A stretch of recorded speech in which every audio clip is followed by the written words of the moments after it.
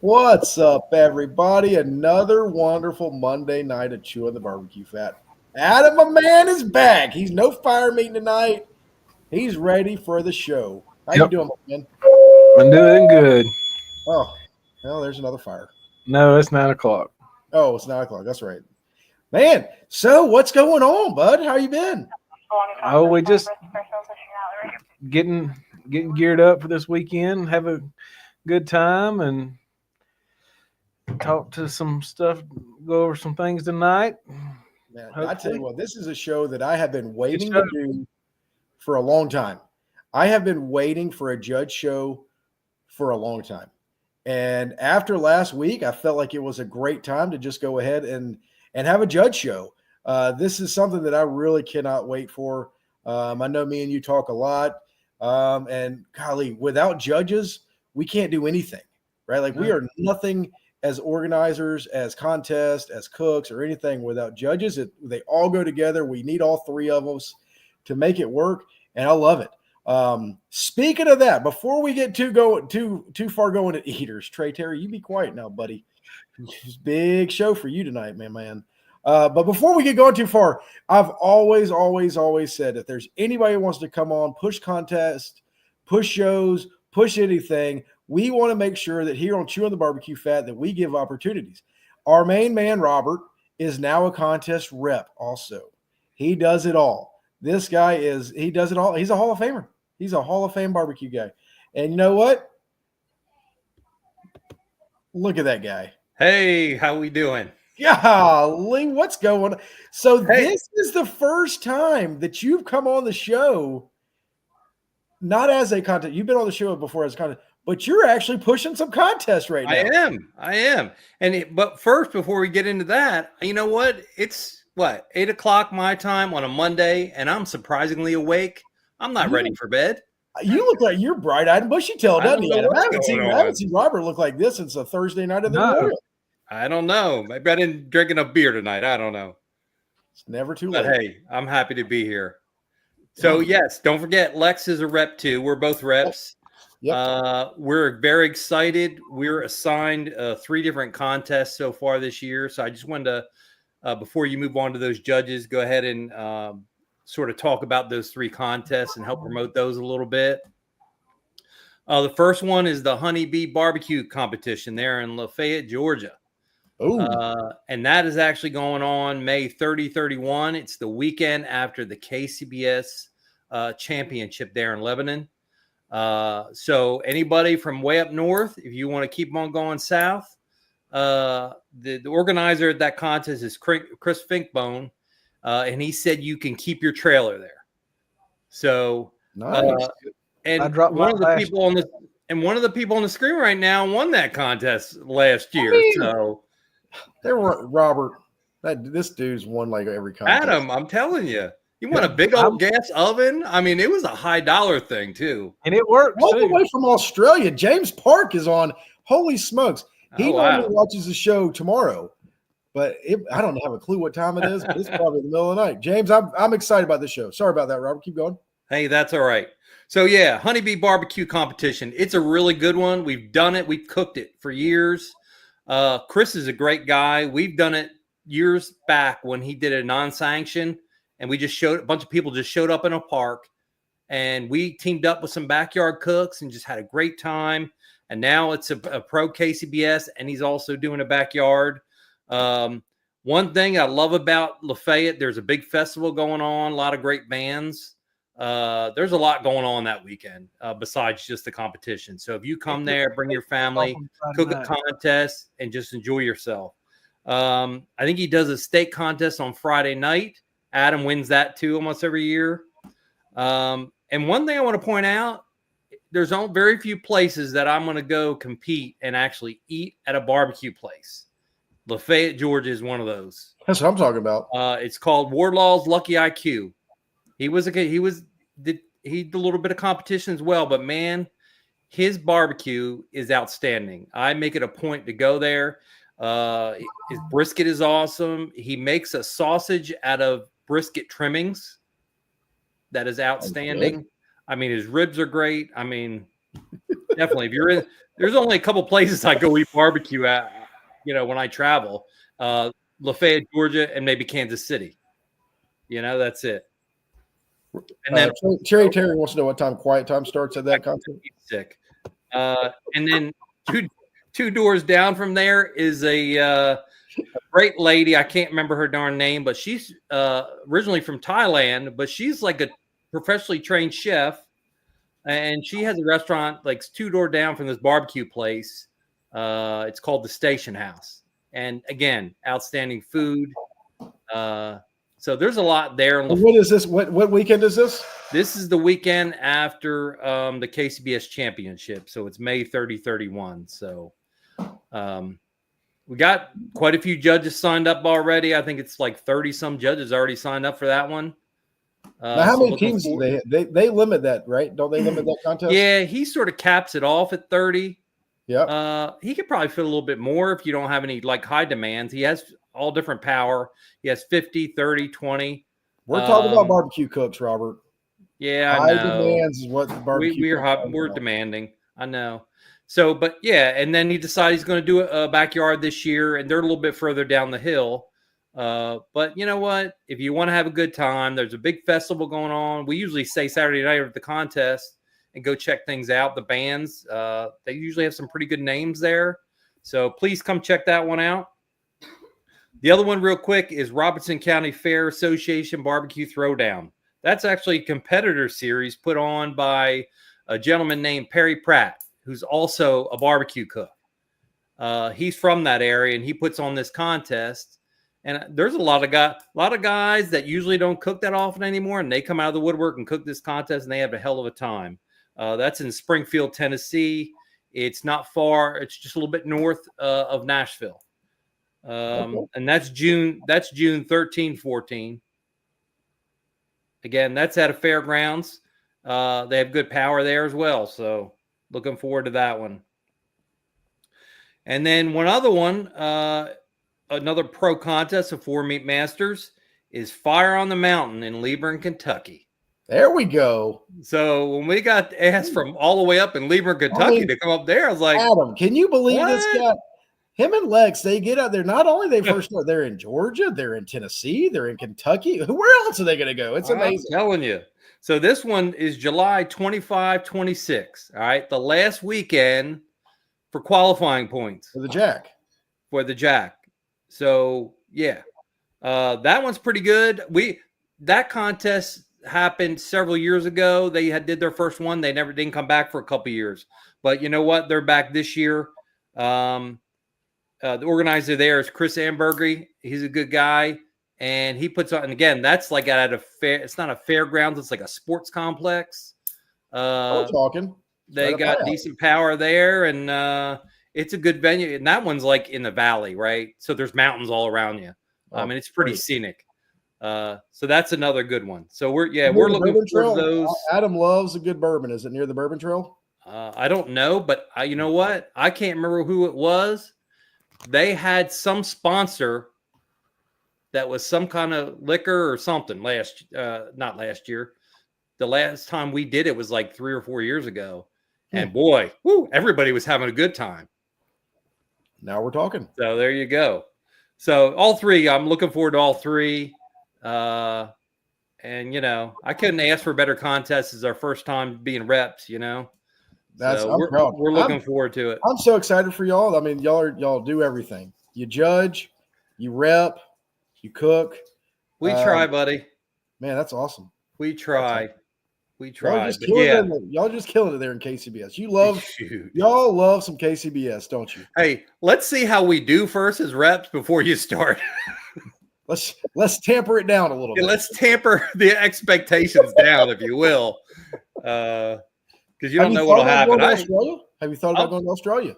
What's that? Have you thought about going to Australia to rep? Oh, that would be awesome. There you go, James. I wish. Because of the executive order, guess who's got to go back to work full time in the office starting on Monday? Not you. Yeah, unfortunately. Ugh. I've had it good for these several years, and now I got to go back to the office. You've had a good run. I know. So anything else you want to talk about? You know what? Lex would kill me if I didn't say, don't forget, my beautiful wife is running for the KCBS board. Deadline to vote is this Wednesday, the 5th. My Is there birthday, a by the time limit way. on that? Is there a time limit on that? I was wondering that. I don't know what time. I think it's probably midnight. So it goes. We won't know until Thursday. Yeah, we won't know. I don't even know if they'll put it out on Thursday because they have a company that actually does the Audits. You're right. Audits it. And then I don't know how long that takes. So hopefully it comes out later Thursday or whatever. Hopefully we hear about it. So you still have time to vote. Get out and vote. Yep. Make sure you got it going on. This whole thing has and this whole thing has not been without its drama. Lex posted an email. 11:59. Thank you, Brian. Lex posted an email on Monday. Go check out our website. We're experiencing some issues there, but hopefully people that know Lex know how she is, and they were spreading rumors that we don't care about judges and we don't care about other, it was out of hand, I'm telling you right now, Robert, Adam, we've all been a part of this. We love judges. Yep. Judges are awesome.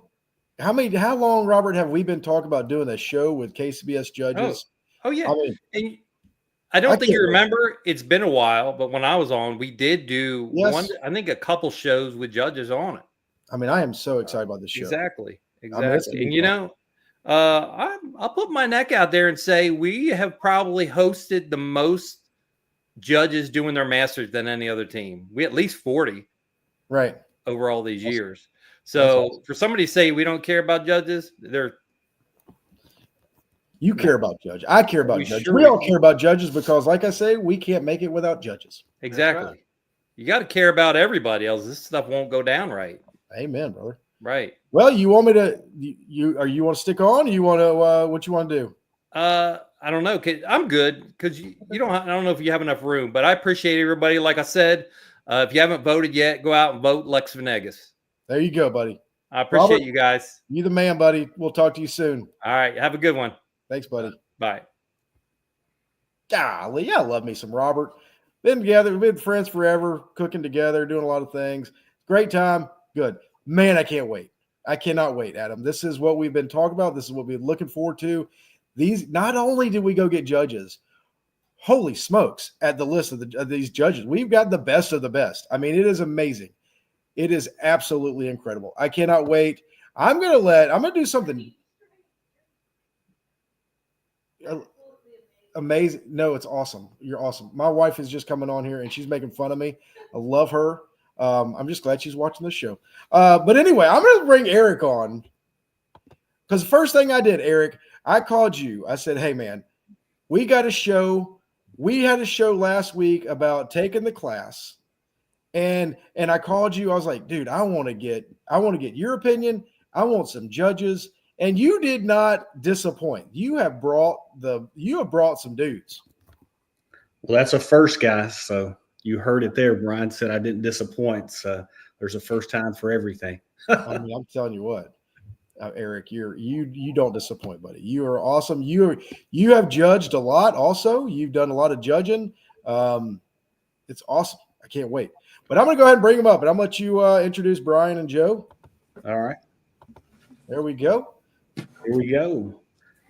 Good evening, gentlemen. How are you? Coming on, Joe and Brian. Love to meet y'all. I'm going to let Eric introduce you, and then we're going to get right into this and have a great time.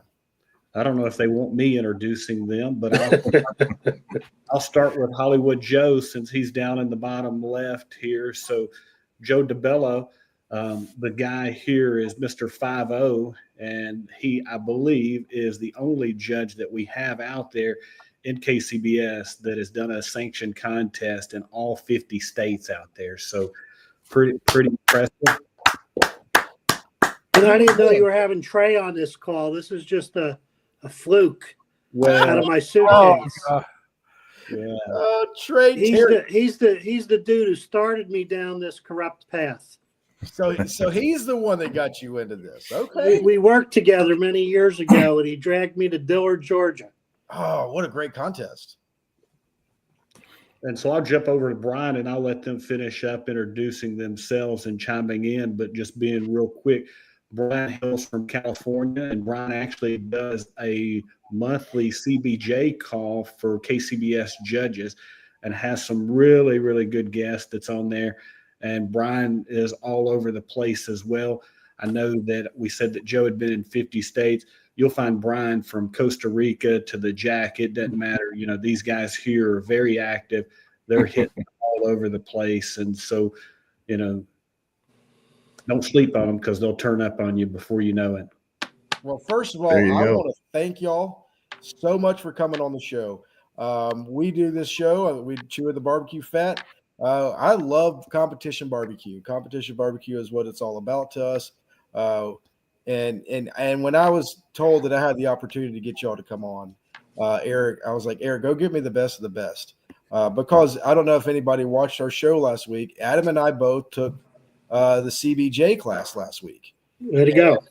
And to say that I left disappointed or confused is an understatement. So I told Eric, I was like, dude, I want to understand. I want to get a judge's perspective of where we're at and what's going on and what this is like, because you guys are amazing. With what we do in barbecue is one thing, but what y'all do is a whole nother thing. And I understand as a cook, I get it. As an organizer, I understand the organizer. We do a contest. But I want to hear from y'all. And that's what tonight's all about. Adam, we've discussed this. Adam's got a bunch of questions lined up. I can't wait. So thank you all for coming on. But Joe, go ahead. I know Eric did a little bit of talking. Go ahead and introduce yourself and just tell us who you are and what you're all about, buddy. Yeah, like I said, I started this. I worked with Trey, and he dragged me to Dillard, Georgia one year. And as a lark, I showed up with a little pin that said CBJ, just as a goof for him. And then it was really a couple years that I started doing local, and met Brian early on 10 years ago out in Sacramento. And, I thought I'd get my master's, then I got 100, and now I got 300. So, and then it was like, Right. what do I do now? And I got 50 states. So I think I'm done. I don't know what else for me to do. But I also cook with a team out of the Northwest a couple times a year. So appreciate both sides of it as well. I know that I'm a lot more beat up physically after cooking than I am judging. Okay. One thing he didn't mention, if you don't mind me jumping in, is that he joined the Outstanding CBJ Club for 2023 for KCBS. So that's Joe. Following in your footsteps, Brian. All right. Well, I'm going to just show my ignorance and stupidity. What is that? Well, you take a guy like Joe and you put up that whole package together that he just talked about, and the fact that he goes all across the country experiencing and I'll say promoting a little bit, but it's all under the KCBS umbrella. And they say, you know what, we need to start paying attention to some judges as well. So they have the Outstanding CBJ of the Year award. Oh, and Joe is there. That is amazing. Now I heard you are too, Brian. Brian is as well. He beat me by 2 years, I think. Yeah. Awesome. Right. Brian, go ahead. Go ahead and introduce yourself for us. Well, this past weekend made 12 years that I've been a CBJ. I took a road trip with my brother, and I'm the one that's stuck. So this is the hobby that the household CEO says that I am allowed to do. I get to, as long as I do my chores in the morning, I get to go out and play in the barbecue field. So it's a lot of fun. I've done a lot of things. They mentioned Eric said Costa Rica. I was just there last week. It was a great contest. They would like to turn. It was more of a backyarder, if you can put it in those terms. They'd like to turn it into a master, and they're looking forward to doing that next year. This year I'm going to be doing more destination judging instead of just going up and down California. Looking forward to going to Hawaii, and I've met Joe a couple times at the Jack. I've done the American Royal. So those are the important ones I like to participate in. I do, as Eric mentioned, host a monthly call that is specific to CBJs. Now, reps and organizers by definition are CBJs as well, so they're invited. But we educate folks and talk about the world of barbecue instead of just, well, the idea is to make us better judges so that when we're sitting in the tent, we're not just eating barbecue and leaving. We want to be good at what we do. So it's that spirit that accepted the invitation with Eric so that we could help promote you and promote barbecue and promote being a better judge, particularly after last weekend's call on your podcast, because I definitely noticed and commented to my wife, I'm sorry, the CEO, that that, you know, I wish he were not, I wish he didn't walk away so confused about being a judge, because there were some inconsistencies, and I know you want to bring those up tonight. Well, look, yeah, we're going to get into all that. And Eric, All right. before I get back to you, I mean, I'm assuming I made an assumption, but we'll get back. Brian, our show here, we like to call it the Dollar General podcast. We are not as high tech as you want to get. We just sit here, chew the fat, have a good time. I don't have an agenda. We just like to just see what happens. We'll take questions from the people watching, and you know. So I know you're a professional. We're amateurs over here at the barbecue shop. We're gonna have a good time with it anyway. I think Brian gets some credit though, because I think this started back in COVID, and it was a way to keep the community going Yeah, when there wasn't anything going on in California with the judges. That's right. I love it, man. And now we've grown. I'm a transplant. I started there, and now I'm in Virginia. That's awesome. Eric, I'm sorry. I should have let you introduce yourself. I just jumped in, act like you're whatever. My bad, buddy. Go ahead and introduce yourself. Yeah, I don't think any of your audience are missing anything from hearing an introduction from myself, but I'll share briefly. I got into this thing from a buddy of mine who was sitting by himself over at a wedding reception, and he asked what we thought that we were going to have for the dinner. And I told him that I was hoping barbecue because I'm a little partial to the pig. And here we go, 30, maybe 40 something states later and 300 plus contests. And I'm still doing this crazy thing. Maybe I'll get there where Joe and Brian are one day. But part of, you know, being a smart person is surrounding yourself with people that are even better than you. And so that's why that I thought I'd bring Joe and Brian on here. You're just a master salesman twisting my arm to get on like at 2:00 this afternoon. Yeah, That's hard to live up to, man. no, I appreciate y'all coming on. I know it's a big ask, and thank y'all so much. All right, Adam, we're up, baby. You've got questions. I've got questions. I can't wait. It's going to be so much fun. Adam, I'm going to let you start off the show with your questions since you got a list. Well, I was going to ask you what made y'all start, but y'all done pretty much summed that up. But I guess we could start with, how many contests did it take before you got into your stride of like really knowing what you were looking for, the box and the taste and texture? I'm still looking. Right. You know, I honestly, I think it took 30 at least. And I think the key was that before I became a judge, I hung around with Trey. And so I had competition barbecue outside of the tent. Not a lot of judges do. So, you know, that was the head start. But I think it's the more you cook with a team, the faster you get there. But if I wasn't cooking with a team, it'd probably take 30 or more. Mm-hmm. So I asked that exact question of a representative early on, and he said, you know, by the time you get to 6, you'll probably have a good idea of what you're doing, at least what you're doing in the tent. I'm going to have to say exactly the same thing that Joe did, is that I didn't really become a better judge until I started cooking with teams, until I started seeing what they went through, the passion and the work and the sweat, all the things that you guys do. Then I was able to transfer that into my ability to put some more understanding into the judging process, to say this is what they're doing and why they're doing, and this is the result of it. And it really didn't hit me until I started cooking with some teams, and I've cooked with 6 now. And I would say probably in 2018, which would be probably 8 years in, is when we actually took a walk, an important walk. And I said, okay, now I get it. Because that feeling that you guys get that you're addicted to when you take that walk, there's nothing like it. When you have 400 people behind you screaming with you, that's a good day. Yeah. Yeah. All right, so I got a question. You just brought up something that is, and I don't want this to be as elementary, but I'm trying to understand, and I would like to get it.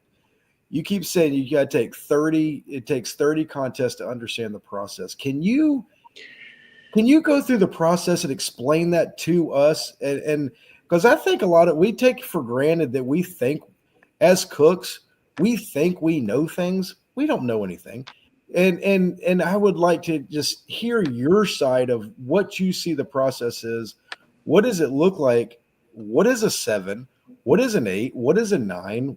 And I know that's a huge question to ask. I get that.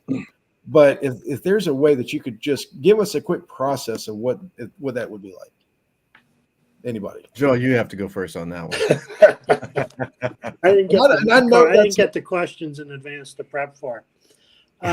Yeah, that's a tough one because I don't think there really is a set standard for a 7 or an 8 or a 9, and that's the challenge. I mean, that's I think the biggest complaint about everybody has, from both sides or all sides at KCBS. You hear the anecdotal. It's like, 8's really good. Come and taste this. 9 is, I'm keeping it for myself and I don't want anybody else to eat it. So I think the more that you judge, it's the more experience you have, a good rib. And to me, it's less about the individual flavor profile than about whether it was cooked. It's the texture, the moisture, you get that. It could be spicy, it could be sweet. I don't like candy apple chicken, but I'm not going to score down because it was still done well. It was balanced.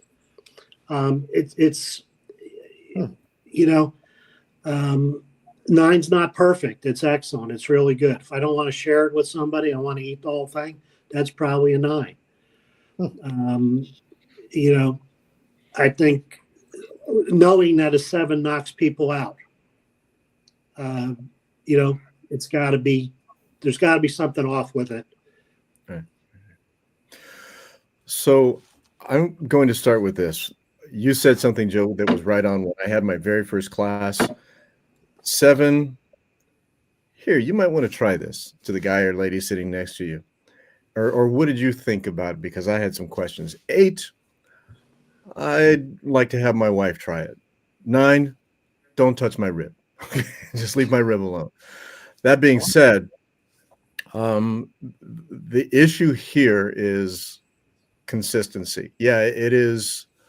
There's that one score. It's objective, right? Is that one score that's the very last one that has to get dropped. This is strictly subjective on our part as judges, not objective, subjective. And we're all different. That's the thing that you guys have to fight. Right. We have to. I have kind of settled on start off at 9 being the best. Everybody comes in being the best. Now, if there's an issue after that, then I am allowed to start ticking off, okay? But everybody needs, in my mind, has to start off as a 9 because you cooks out there are saying, I'm giving you the absolute very best, and I have to believe that it is the best. Now, if there's something wrong, if it's tough, if it doesn't taste great, etc., then that's what we have to deal with. But to answer your question, I think it's a matter of consistency, and that is just through training and continuing to do it and continuing to learn. Yeah, I love that. That's great. Eric? Yeah, Brian kind of chimed in on something that I was going to say, and the way that I look at it, we, the judges, we're the teacher. And so we're grading the papers in this sense as far as what that you turn in. And all of us have an understanding from going to school at some level, what's an A, what's a B, C, so forth and so on. And so as you're sitting there and you're judging, and let's just say it's chicken. Well, they've turned that chicken in. Did that meet all of the criteria that was set forth in there? Or was it, as Brian's saying, was there something lacking in that? Did it have, a dryness to it? Was it bland, et cetera? And so if it hits all the marks, and this goes back to what Joe said, whether it's super sweet, whether it's super spicy, whether it's the flavor profile for me, if you ask me, what flavor profile that I like, I'm going to tell you probably sweet with a little heat, but it's not to what Eric wants. It's to the standard that's set forth through KCBS, which is the sanctioning body that we're all adhering to. And so if you hit all the metrics here, you're going to get that score of a 9 from me. And you know what's funny? All of you said it. That the tenderness game and being cooked right is what matters the most. That's what we It's say. like 1.5. Yeah. And taste is 2.2. I think if you hit the tenderness, it tastes better. Yeah, 100%. 100%. It's And hard to if you- separate those two things. I say emotionally. as a cook, and Adam and I have talked about this, if you nail your tenderness, the flavor is going to be better. If it's undercooked, there's not you didn't melt, you didn't get all the fat out of it, right? If it's overcooked, you dried it out and you're losing flavor. So the perfect flavor is coming from perfectly cooked meat, right? That's I exactly agree right. with that. Right.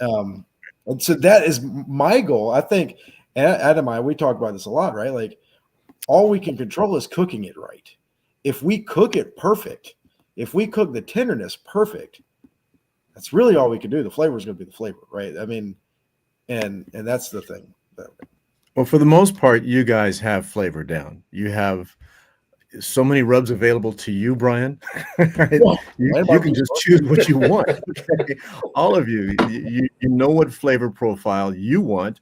You also know what flavor profile is walking away with awards, right? Right. And if it's not you today, then it's Adam today, and it's like, Adam, what did you use? Because today I'm shaking today. I don't normally, but today I need that trophy, right? So the flavor profile, I think you guys for the most part have it down pat. There's a wide latitude in the flavor profiles as long as you don't go outside the guardrails. You accidentally dump the bottle of cayenne into the bottle of sugar on it.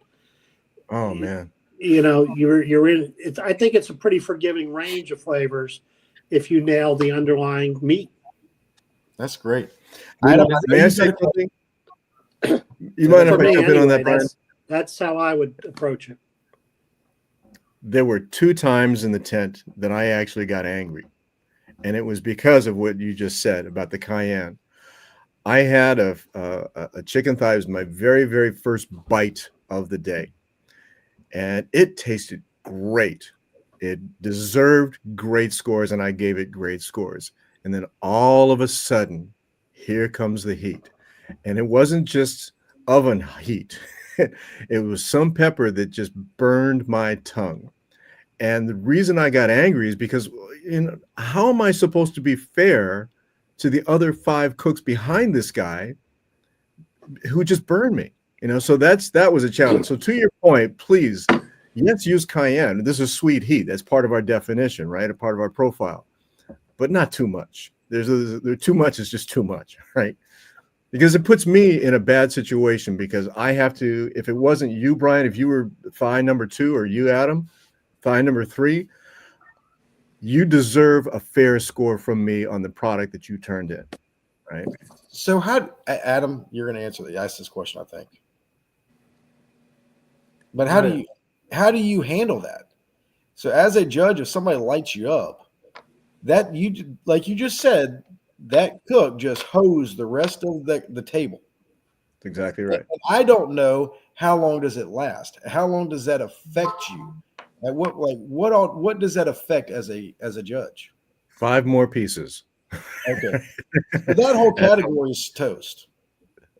Yeah, but yes, and I had to somehow compensate. So there came a point where, Adam, if you were right behind him, and we don't give half scores, all right? Yeah. But if I have the choice between an 8 and a 9, you probably got a 9 on that one, because it's not my job to help you out, but it's also definitely my job not to intentionally harm you, Yeah, right? to be fair. Yeah, so you got the benefit of the doubt or that other person's mistake that day. That's kind of how that's the best answer I can give you there, Brian. I tried to compensate a little bit. If it was just a little bit, if that extra half a point would have helped Adam, then Adam got the half point. I got you. A lot of crackers and water, but a lot of And times parsley. Right. Absolutely. there's not enough to Taking your fingernails and scraping your taste buds, Man Meat asked, have you ever had an entry that was so oversmoked or had a flavor profile that stuck with you for multiple categories? Yeah, I think it actually was his. Oh. I'm just kidding, brother. I love you. I Man. know, man, No, mate, he no, would never I've do not. that. I've not. So do the grapes Southern and style do the grapes and the unsalted saltines actually work? to an extent, but stuff like that Brian was describing, there's a lot of times that there's not enough of that to get out in that short amount of time. You're talking about chugging a bottle of water. Yeah, right. Yeah. Because as And then- organizers, we try to make sure that we get the judges what they want. And so Ellen, my wife, she's in there making bags of grapes, and we've got the unsalted saltines, and we got the waters and everything. We're trying our hardest to make it to satisfy what everybody wants. So, But let me answer Aaron's question truthfully and honestly. So yes, as many contests I think that all three of us have done, we've experienced pretty much everything that could be put in front of us.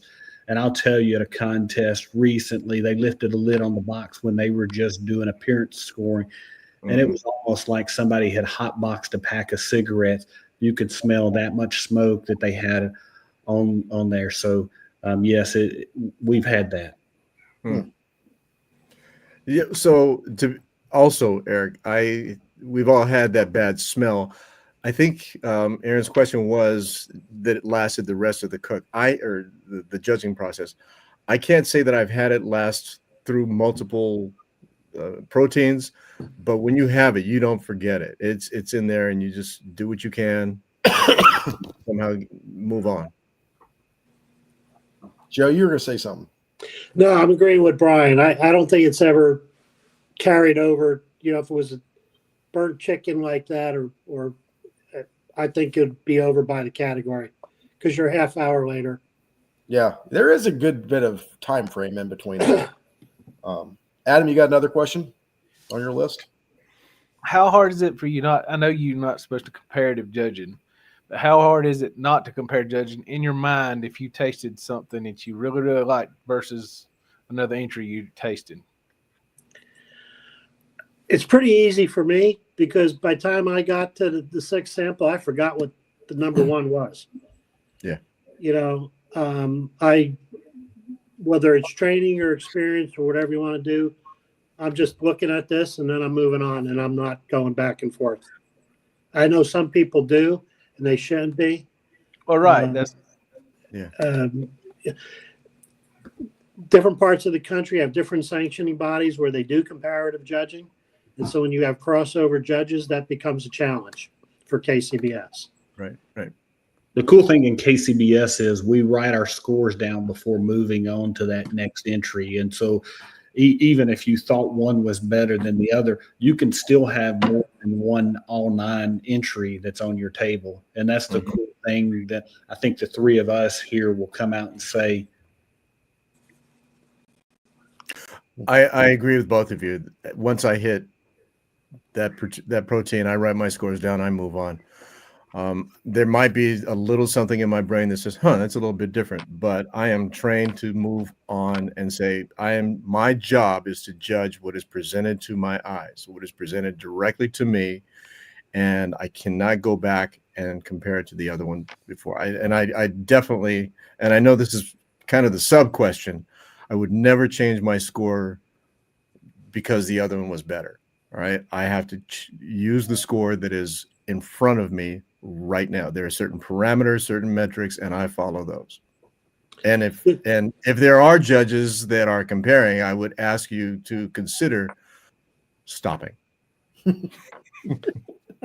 Just to, if I had something in second and I gave it a 7 and I go back to write a comment card, I don't know why I'm writing the comment card. I got to resample it. I agree.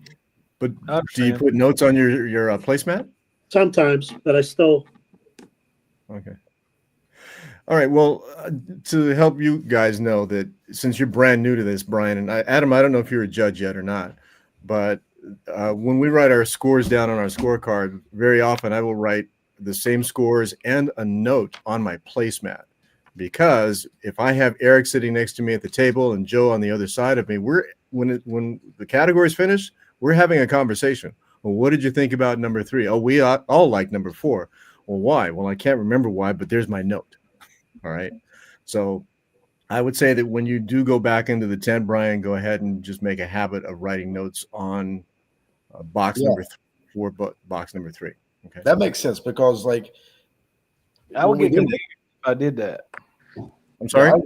Like you said, if I judged number 1 and I wanted to make a comment, time I got to number 6, I'd have done forgot what I was going to comment about number 1. How would you understand what you're saying?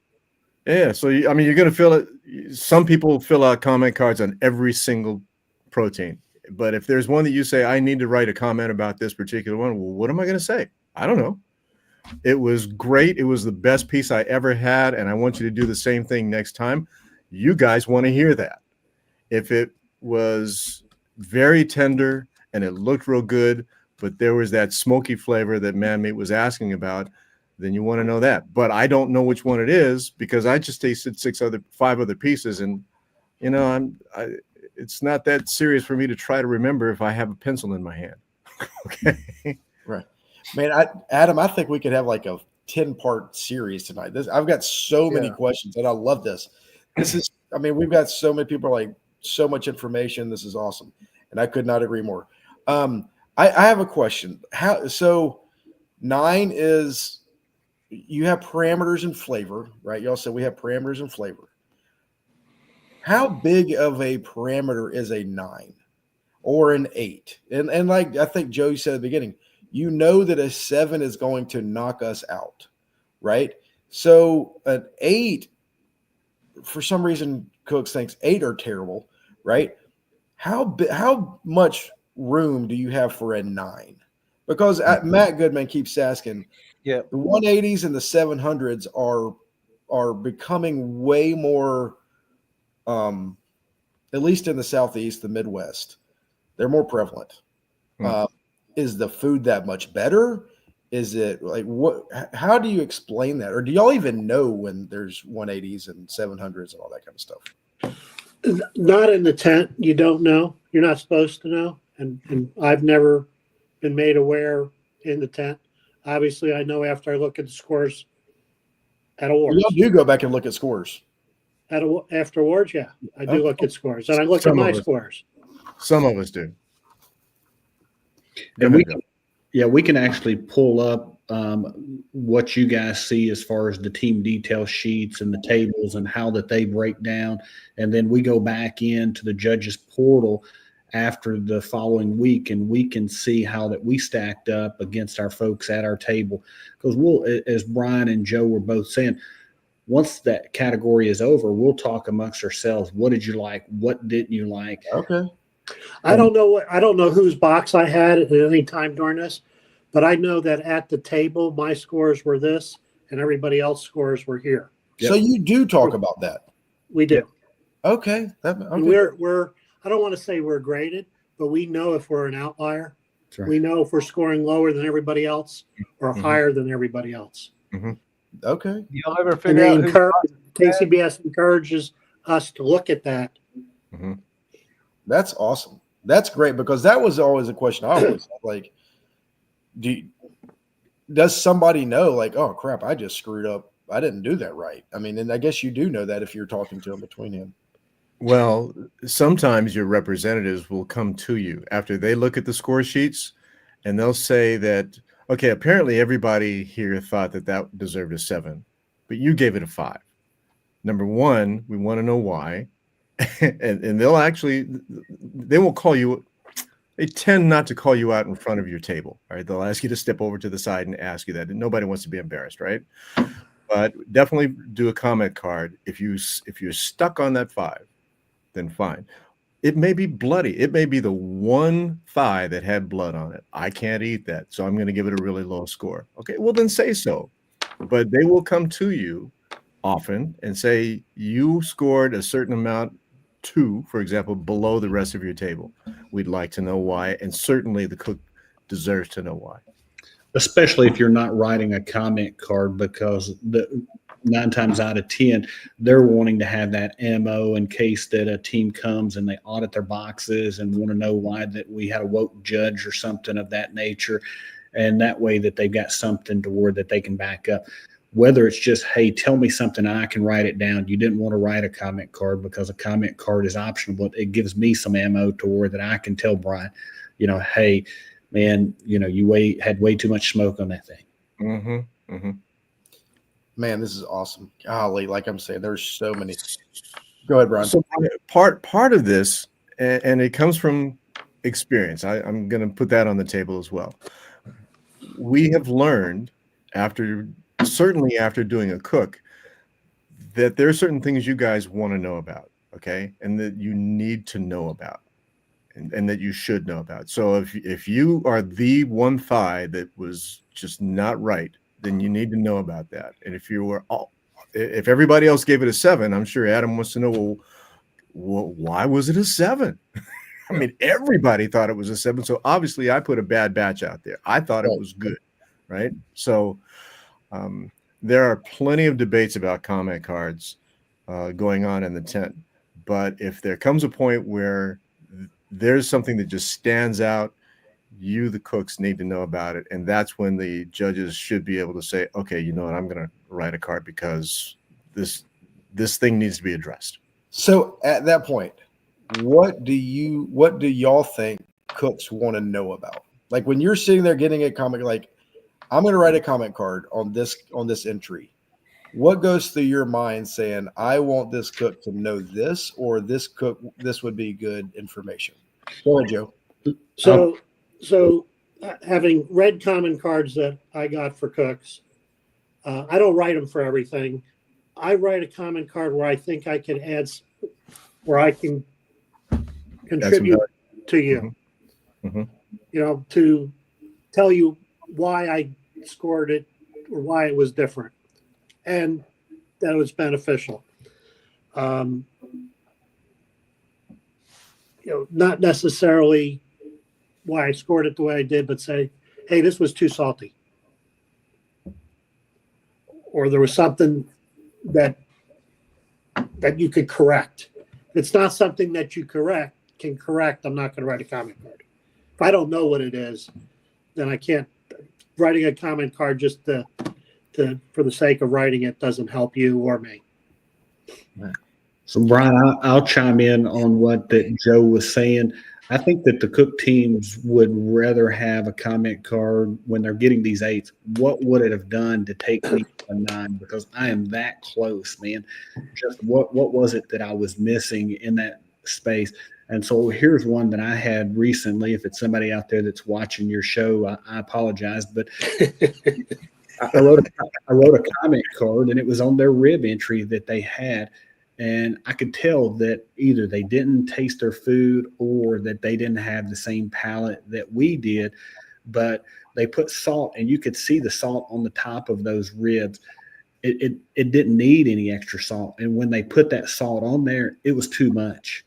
And so from that standpoint, it was like, hey, it was too salty. And you could even see the salt to where that it was in their sauce that was on the top of it. One thing that I'll tell you from all 3 of us, because we've been doing this for a long time, the reason that we want to help you guys as far as teams is it's the definition of insanity. We want the best food that we possibly can get as judges. We go all over the country to do this because we want to eat amazing food and we are passionate about what that we do. But if we do the same thing over and over and expect a different result, then that's the definition of insanity. What can we do to give you a little help to turn around and give us better? Yeah. Thank you. I'm more inclined to give a comment card to get you from an 8 to 9. Too salty, had no salt, so along those lines, then for a 6. I'm supposed to give you one for a 6, but I'm giving you a 6. I guarantee you know why. Well, and the comment cards have a whole list of reasons why we would want to make a comment. There are different little categories in there: too salty, too hot, mushy, etc. So, and I know you guys have already seen them, and they keep editing the comment card to make it a little bit better for you. I would simply say that if you are a judge and you have not written a comment card on on a piece that needs a comment, consider writing that comment card. I did not write a lot of comment cards when I started, and I'm not yet the guy that writes on every single protein that I get. There are some people that do that. But if you need to know and I need to tell you, then you're going to get a comment card. I mean, that's our only way of knowing. That's our only feedback, right? Like, because like I asked earlier, and I know I'm asking way too many questions in one question, so it's hard for y'all to keep up. But like a 9 can be a pretty big range. It seems like. So all right, you go to this weekend and you have the absolute best, whatever, chicken, rib, brisket, whatever. Does that change? Like, so every contest you go to, do you revert back to a certain standard, or like you're like, I just had the best doggone brisket I've ever had? That is now a 9. So something that's a little less than that, would that become an 8, or is that still a 9 to you? Does that make any sense at all? Yeah. But it goes back to what that you guys were asking earlier. We don't do comparative scoring. Yeah, and right. So I'll say it again. You can have one that is off the charts, and you can still have another one that hits all the metrics, and it's still a 9.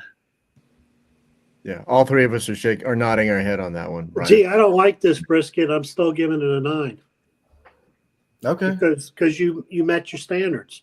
So it was tender, it was within the profile, and it looked good. As Joe said, but it wasn't a Texas brisket at Black's. Yeah, people sauce brisket. You know, if you, and as bad as it pains a lot of people out there, if it's good, it's good. Don't sauce brisket. Oh. I'm with you. Man, that's funny. That's crazy. Well, okay. Oh, go ahead. Go ahead. Say what you're saying. Well, first of all, as long as it meets that flavor profile, right? As long as it tastes good. But I sat next to a lady at the Jack, and she brought something to my attention, and it was such an eye opener for me. She said, a lot of times, and this particular piece that you and I both have in this particular box tastes like roast beef.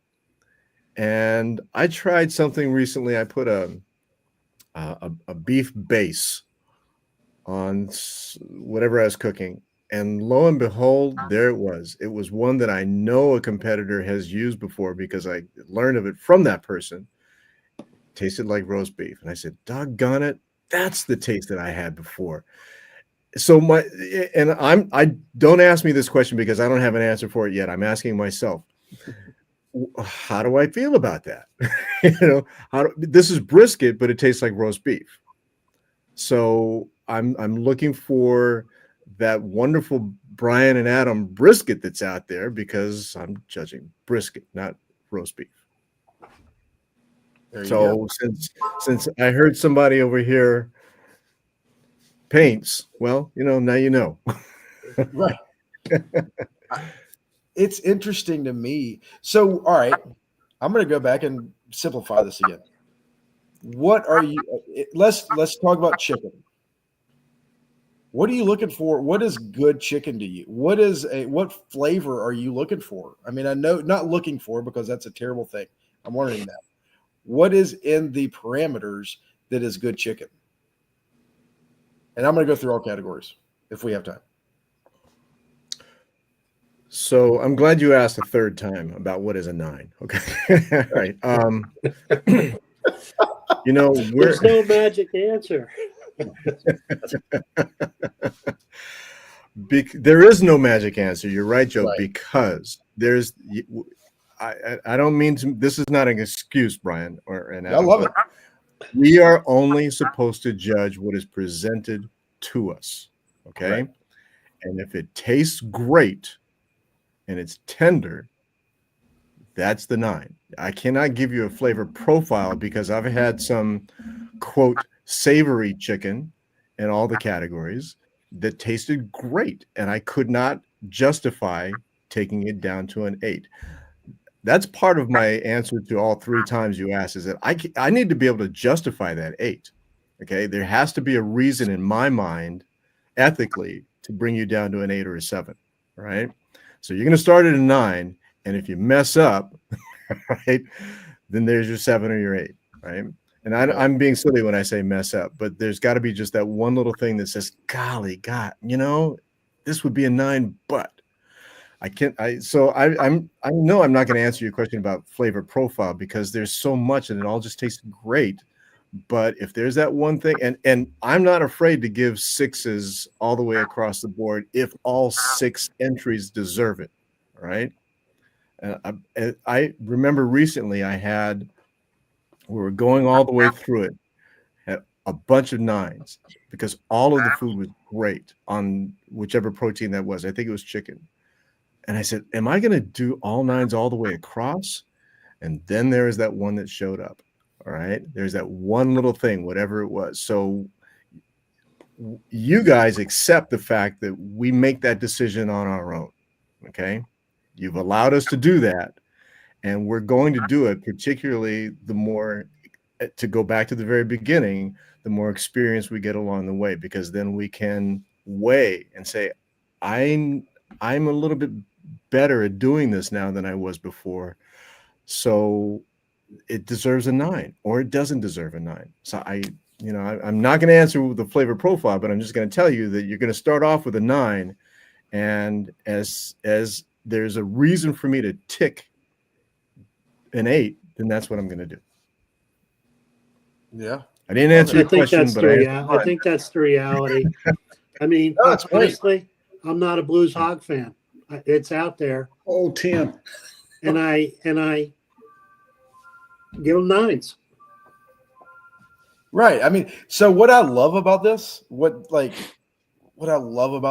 Adam, we talk about this all the time, taking classes and trying to get people's recipes, throw it out the window, right? The recipe is not nearly as important as the process and cooking perfectly cooked meat. That is, if we would, as cooks, and I think you're better cooks, the reason the best cooks are the best cooks is because they cook perfectly cooked barbecue all the time, right? We talk about it all the time, good down the middle of the road barbecue, but it's got to be perfectly cooked, perfectly tender meat. And that to me is what I'm getting out of this is if you can nail the tenderness, you got a pretty good chance. that's true. I agree with that. All right, so one more And question. it has to taste good. Yeah, for sure. You got a lot more forgiveness in the flavor profile than you do in the tenderness. Yeah, if you buy from Atlanta Barbecue Store and you buy any product that we have on our shelves, you're going to win, right? Like all the stuff that we have, go into the flavor profiles. We have a lot of the rubs that are the exact same rubs that are just under a different label for the most part. Like a rub is a rub is a rub. But I know we've gone over our time, and Eric, I might see if we can't do this again another time. What is it? I can tell you why I like going to a barbecue contest and cooking a barbecue contest. For y'all, what is it Joe, what is it that makes you want to travel 50 states to go cook a bar, to go judge a contest? Stay out of trouble. It's we've talked about this with Brian. It's family. Yeah. It's a lot more fun on the cook side. I'll give you that. But you have the same camaraderie. When I go to these wherever I go in the country, I see somebody I know. I met Brian through this. I met Eric through this.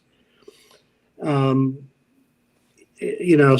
you're seeing teams, you're seeing friends, Same thing on the judges side. I wish we could do more between the judges and the cooks.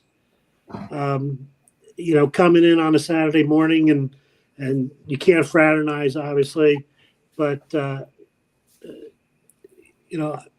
have more fun on the cook side. And the bantering that goes on that side.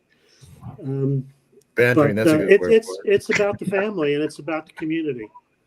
That's great.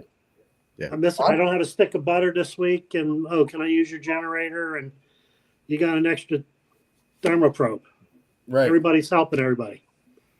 I mean, I know for the Atlanta Barbecue Store Classic that we do a potluck on Friday nights, and we have opened it to judges, cooks, volunteers, whatever.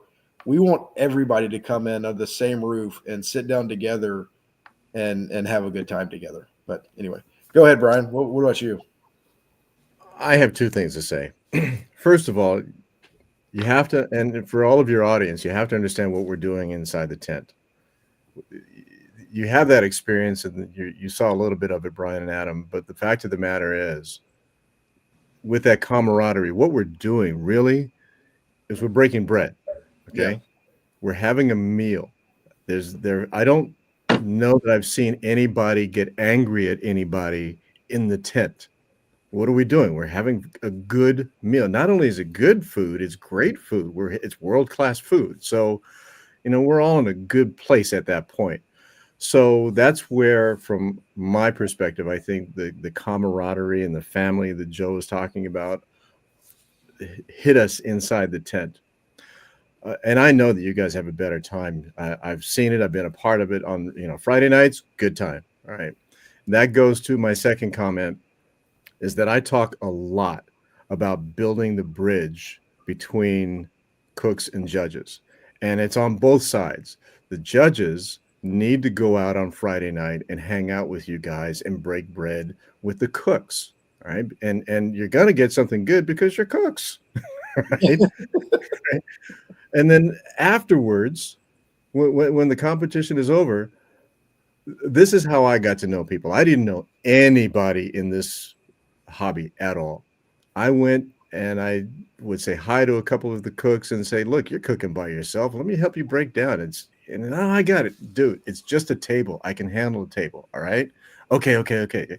So little by little, I was able to make entries. People got to know Brian got to know some people. And all I had to do was say hello.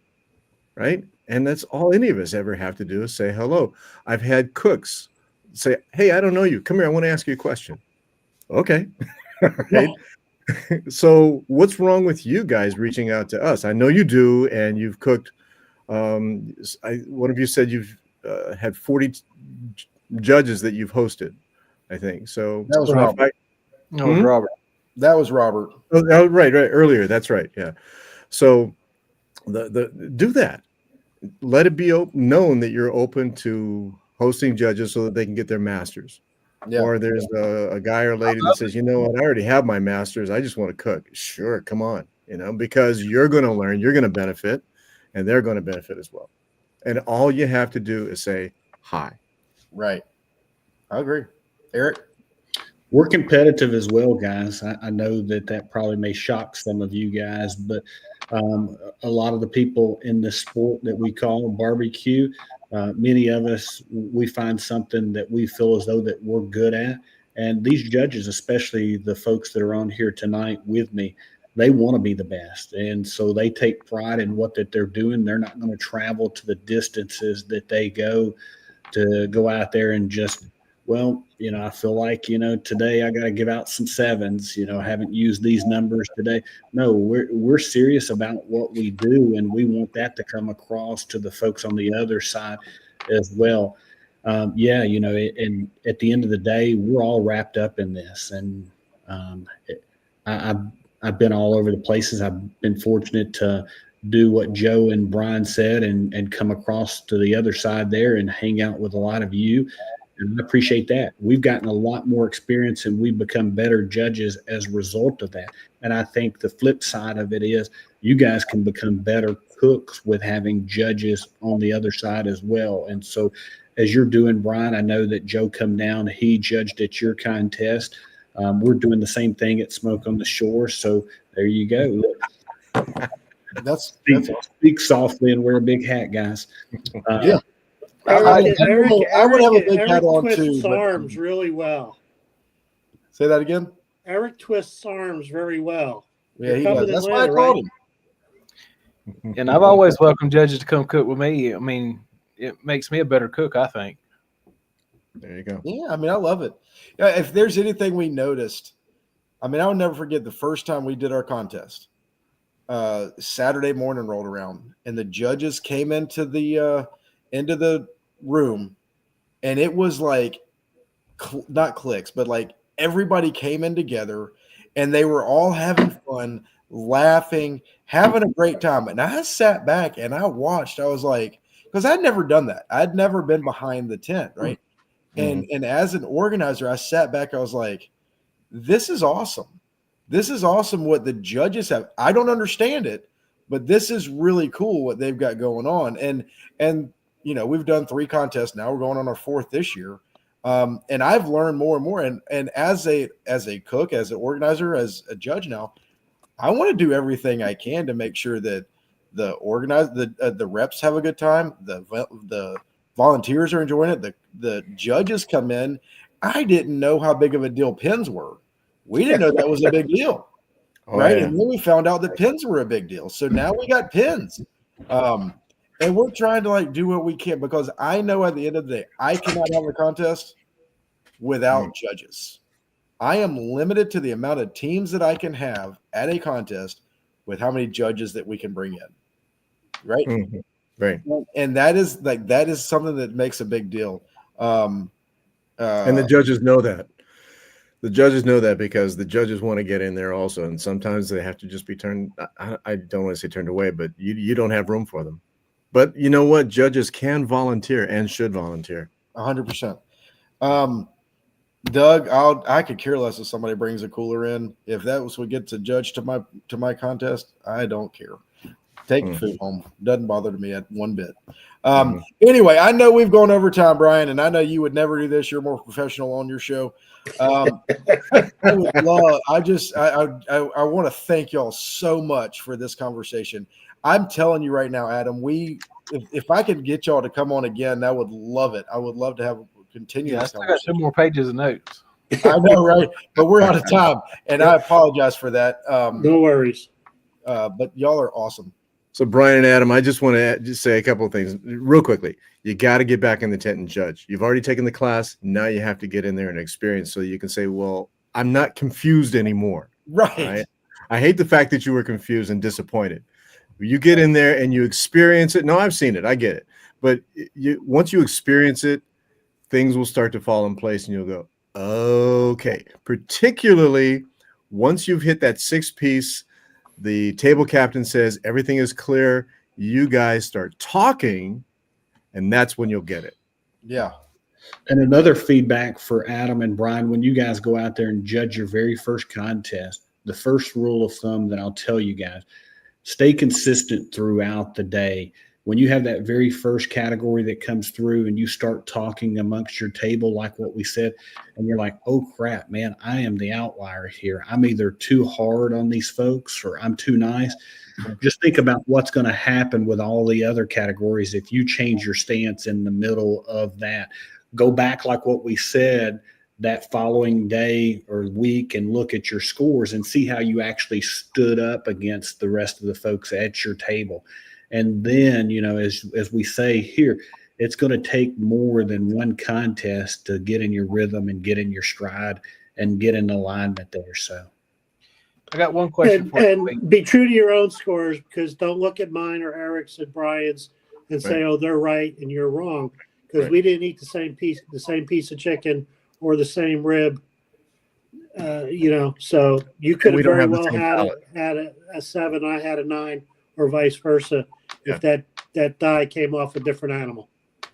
Would it be beneficial for a new judge to shadow y'all and, like, say there was a 7th piece in the box, to try it for their first I comp? can't. I don't know how practical it is, but the best thing a cook could do, in my opinion, is to do double duty, where you're actually the table captain, so you see everybody's scores, and you're also writing your own score down.